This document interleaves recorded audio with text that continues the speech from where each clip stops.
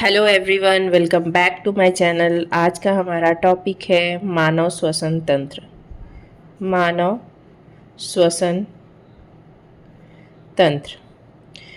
इसमें हमने पहले पार्ट में पढ़ लिया था कि श्वसन अंग कौन से हैं। नासिका, स्वर यंत्र, श्वास नली और फेफड़ा, इन सब के बारे में हम लोग डिटेल्स में पिछली वीडियो में हम लोग पढ़ चुके हैं। अब बात करेंगे कि श्वसन का क्रिया कैसे होती है। श्वसन क्रिया कैसे होती है? तो श्वसन जो क्रिया है वो दो क्रियाओं का सम्मिलित रूप है। एक होता है हमारा प्रश्वास, जिसमें हवा नासिका से फेफड़े तक पहुंचती है, फेफड़े तक पहुंचती है। दूसरा, फेफड़े तक पहुंचेगी जहां इसका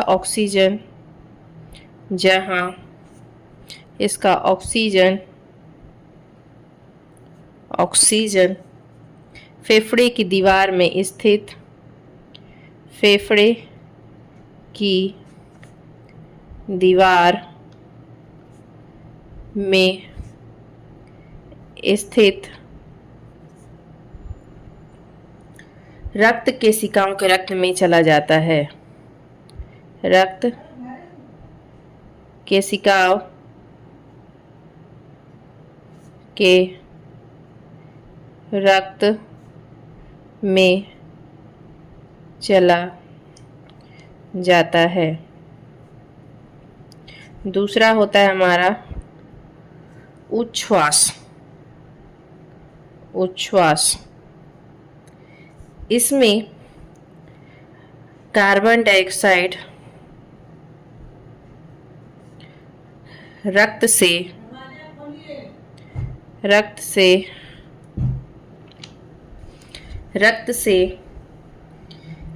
फेफड़े में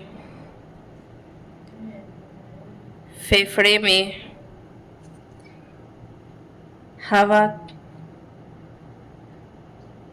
के साथ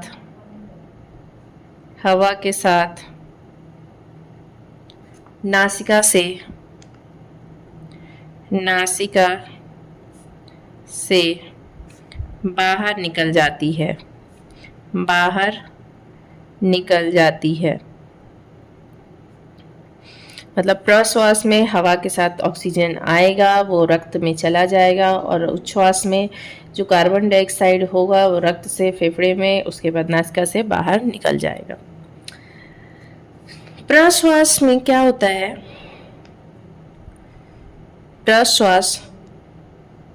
प्रश्वास के समय फेफड़े के समीप 3 तरह की रचनाएं मिलती है। पहला होता है कि सीने की जो 12 जोड़ी पसलियां होती हैं, सीने की 12 जोड़ी पसलियों के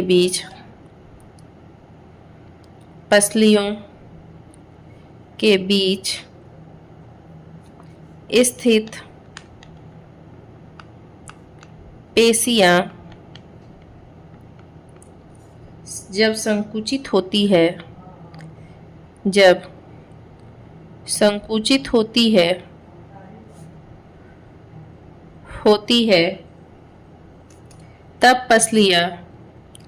तब पसलियां बाहर की ओर खिसक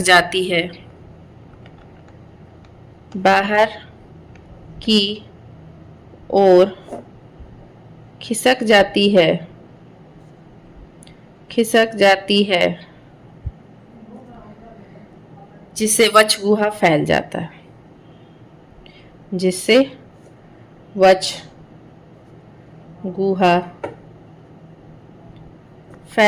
है, मतलब जैसे ऑक्सीजन आ रहा है तो नासिका के माध्यम से आ रहा है, तो सीने में जो 12 जोड़ी जो पसलियां हैं उनके बीच जो पेशियां स्थित है तो उस समय संकुचित होंगी। तब संकुचित होने के दौरान वो क्या हो जाएगा, बाहर की ओर खिसक जाएगा, जिससे वक्ष गुहा क्या हो जाता है, हमारा फैल जाता है। दूसरा हो जाएगा कि श्वास के दौरान कि वक्ष गुहा के पश्च भाग में वक्ष गुहा के पश्च भाग में एक गुंबद के आकार का, एक गुंबद के आकार का डायाफ्राम होता है, डायाफ्राम होता है, जो वक्ष गुहा को उदर गुहा से अलग करेगा, जो वक्ष गुहा को उदर गुहा से अलग करता है, अलग करता है।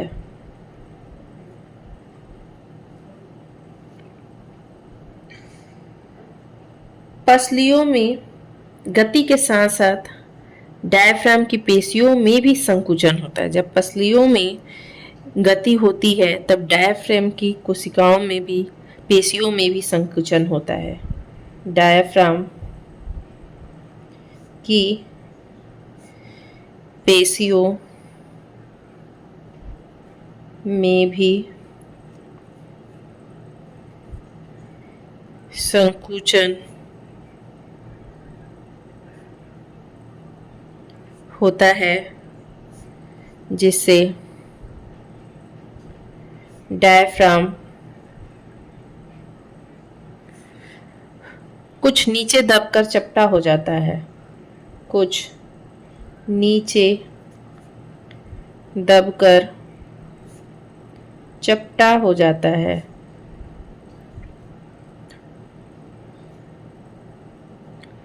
जिससे इससे वक्ष गुहा का आयतन बढ़ जाता है।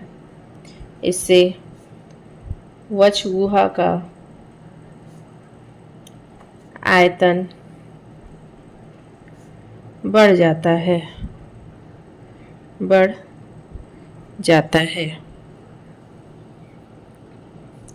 तीसरा हो जाएगा कि उदर की पेशियों के संकुचन से भी, उदर में भी संकुचन होगा, उदर के पेशियों में संकुचन से भी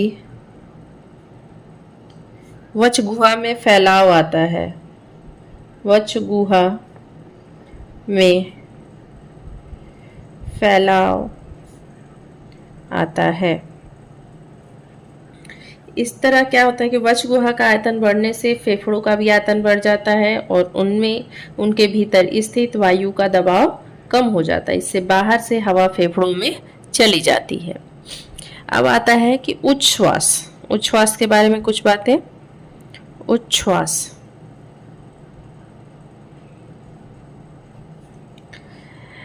इस समय क्या होता है, पसलियों के बीच की पेशियां, पसलियों के बीच की पेशियां, पसलियों के बीच की पेशियां तथा डायाफ्राम की पेशियां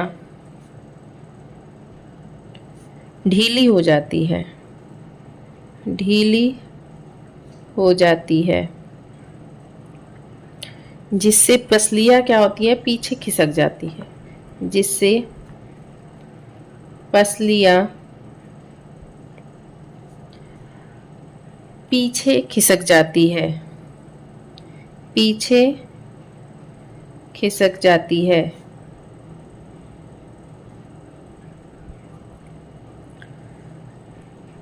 तथा डायफ्राम पुनः गुंबद के आकार का हो जाता है। इस अवस्था में वक्ष गुहा का इस अवस्था में वक्ष गुहा तथा फेफड़ों पर दबाव बढ़ जाता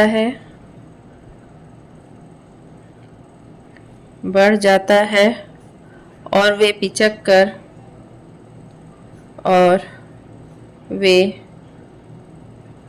कर कार्बन डाइऑक्साइड मिश्रित हवा को ट्रैकिया तथा फिर नासिका छिद्रों द्वारा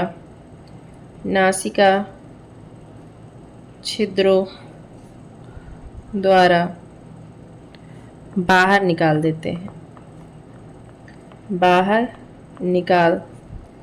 देते हैं।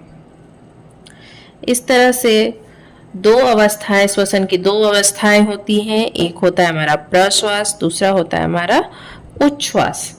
ये दोनों मिलकर श्वासोच्छ्वास कहलाती है, मतलब कि ब्रीदिंग। अब इसके बाद आता है हमारा फेफड़ों में श्वसन गैसों का आदान प्रदान। फेफड़े में श्वसन गैसों का आदान प्रदान कैसे होगा? तो सबसे पहले नासिका छिद्र द्वारा प्रश्वास के दौरान नासिका से श्वास नली से होती हुई हवा जो होती है वो फेफड़े की वायु कोशिकाओं में पहुंचेगी। ठीक है, तो ऑक्सीजन जो होगा हमारा कहाँ पहुंचेगा? फेफड़े में पहुंचेगा। फिर वहां पर रक्त केशिकाओं का घना जाल होगा और उसके बाद जो अनऑक्सीकृत रक्त है वो सबसे पहले हमारा चला जाएगा हृदय में, जहां इसे फेफड़े में भेज दिया जाएगा। क्या किया जाएगा? इसको फेफड़े में भेज दिया जाएगा। और ऐसे इस रक्त को क्या कहा जाता है? हमें सीरिये रक्त। तो ये हमारा आ गया ऑक्सीजन कहाँ? हमारा फेफड़े में। यहाँ से फेफड़े से ऑक्सीकृत जो ऑक्सीजन है वो हीमोग्लोबिन द्वारा रुधिर में ग्रहण किया जाएगा। अब रुधिर क्या करेगा? हीमोग्लोबिन क्या करेगा? ऑक्सीजन को बदल देगा ऑक्सी हीमोग्लोबिन में।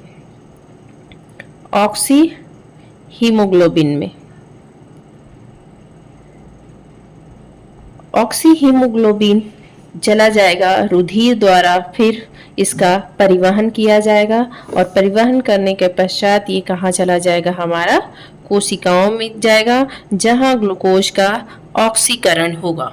ऑक्सीकरण करने पर ग्लूकोज क्या बन जाएगा? हमारा कार्बन डाइऑक्साइड, जल और ऊर्जा।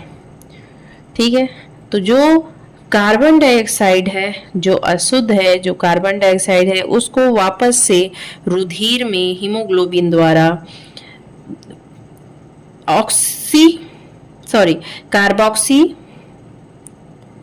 कार्बोक्सी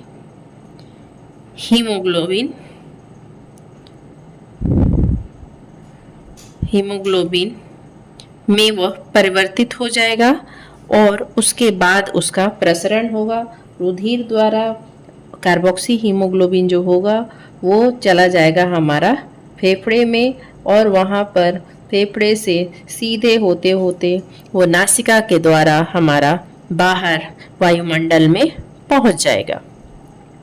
तो इस प्रकार से हमारा फेफड़े में श्वसन गैसों का आदान प्रदान होता है।